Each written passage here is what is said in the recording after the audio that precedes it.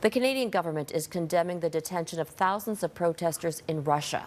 Ottawa is now calling on Moscow to respect human rights and release them. For weeks now, supporters of the country's opposition leader, Alexei Navalny, has been protesting his arrest. Navalny has accused the Kremlin of poisoning him and is a staunch critic of Vladimir Putin. Ross Lord has the latest on the unrest rattling Russia. Despite 2 weekends of nationwide protests, Russian President Vladimir Putin has not freed his most prominent opponent, Alexei Navalny. But those who study Russia have noticed something significant. There are disturbing signs for the Putin regime because the people of Russia seem to be losing their fear. There is a growing force of civil society.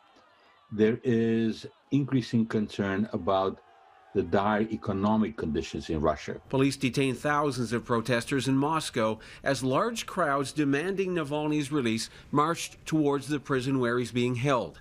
Navalny was poisoned last summer, falling into a coma. After recovering in Germany, he flew home to Moscow 2 weeks ago and was immediately arrested. At this weekend's protests, riot police clubbed protesters with batons, released tear gas, and shot stun guns. "I can't breathe. I'm telling the truth. Let me go," said this protester, subdued on a sidewalk.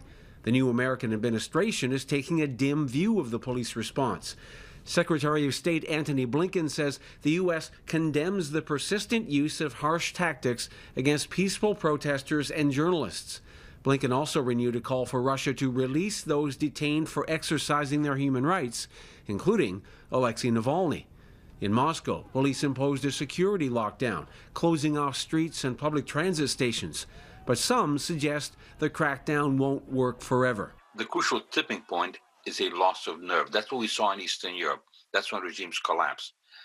We are not there yet, but I think the Kremlin is very worried. He says growing international support could keep Navalny safe and make protesters even more determined. They plan to protest at his court appearance Tuesday, where he faces a possible prison sentence stemming from a 2014 embezzlement conviction, a case Europe's top human rights court called politically motivated. Ross Lord, Global News.